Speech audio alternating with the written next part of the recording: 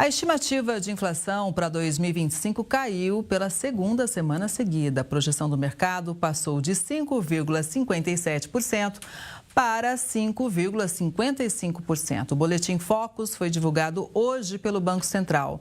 Mas mesmo com essa redução, a expectativa continua acima da meta, que é de 4,5%. A gente lembra que quanto maior a inflação, menor é o poder de compra do consumidor. Já a estimativa dos analistas de crescimento do PIB continuou em 2%. E a projeção da taxa básica de juros também ficou estável. Então, para analisar tudo isso, eu convido agora para o Conexão o economista Ricardo Buso. Ricardo, boa tarde, seja sempre muito bem-vindo à Conexão. Boa tarde, Kelly. Prazer sempre estar aqui. Eu acho que sempre vale a pena a gente lembrar, para quem acompanha a Conexão, que nem todo Banco Central divulga essas projeções, né? Isso é uma particularidade nossa aqui do Brasil, não é? Sim, é uma transparência nossa de uma pesquisa muito bem conduzida pelo Banco Central, de maneira isenta, que há anos já compila esses números, são agentes de mercado que toda sexta-feira respondem a essas expectativas.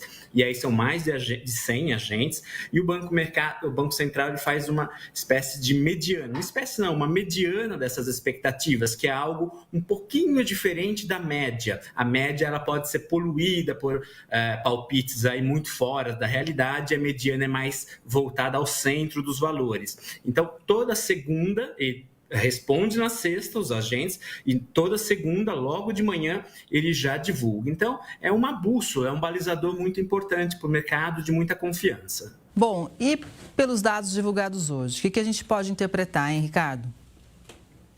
Veja, qualquer retorno das expectativas de inflação nesse cenário que nós atravessamos, é óbvio que é muito bem-vindo, mas está longe de ser algo a se comemorar, porque, como você bem disse, a questão das expectativas e das metas são muito distantes, né? Nós estamos falando de uma projeção de fechar 2025 com 5,55, mas a meta é de 3% ao ano e pode chegar a 4,5%. Então, é muito distante. Ainda que nós sabemos os motivos dessa volta, dessa ligeira volta, né? Porque por conta das incertezas no comércio internacional, os Estados Unidos recebe boa parte das nossas exportações, é o segundo maior parceiro. Então, os riscos começam a ficar claros e nós não sabemos exatamente o que vai acontecer. O mundo inteiro está nessa expectativa. Então, você coloca uma dúvida sobre se a atividade vai ser tudo isso e se dá essa dúvida se ela de fato vai gerar toda essa inflação. Mas, para termos uma ideia, se nós pegarmos o primeiro Boletim Focus de 2025, lá de 3 de janeiro, as expectativas de inflação eram menores ainda, 4,99%. Então, só para voltar a uma situação que não era confortável no início de ano, nós temos aí mais de meio ponto percentual para voltar. Então, em que pesem os problemas e esse retorno gradual, ainda estamos longe do que se previa no início do ano e muito mais longe ainda do que a meta nos manda atingir. Pois é, Ricardo. Agora, de que forma essas estimativas impactam o mercado? Qual a influência que essas estimativas têm? Eu pergunto porque são tantos fatores, né, internacional, ainda mais nesse momento nosso atual. De que forma que isso pode influenciar tanto para o bem, se acertar, ou negativamente, se errar? Olha, para o bem é a capacidade de planejar, de mostrar que o mercado conhece e domina os fatores econômicos e por mais que haja algum percalço, ele consegue corrigir os fatores, corrigir o que determina isso aí. Agora, o primeiro ponto, quando a gente fala de uma inflação tão fora da meta, já por 2 anos consecutivos, fora os outros que estamos quebrando aí, o primeiro ponto é que fica bem claro a perda de poder de compra da população.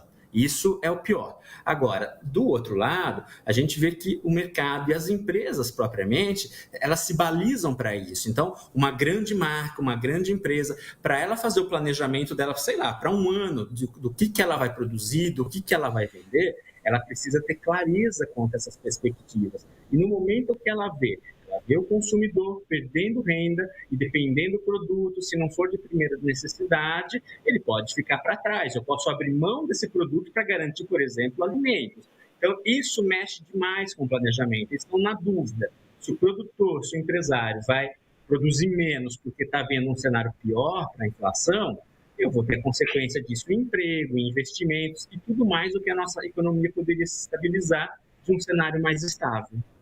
Pois é, agora, realmente, o consumidor ele tem perdido o poder de compra e está complicada essa taxa básica de juros nas alturas. E, por enquanto, não tem nenhuma expectativa de redução, né? A gente vai continuar com essa Selic lá em cima? Esse é o problema, porque por mais que a gente fale que a pesquisa começou a ter uma mudança de tendência, a inflação começou a arrefecer ou de perder aquele ímpeto que só sobe, que está problemática, mas não é algo suficiente ainda sequer para mudar juros, porque fora o IPCA, as demais variáveis estão razoavelmente estáveis, como você disse na abertura, na introdução.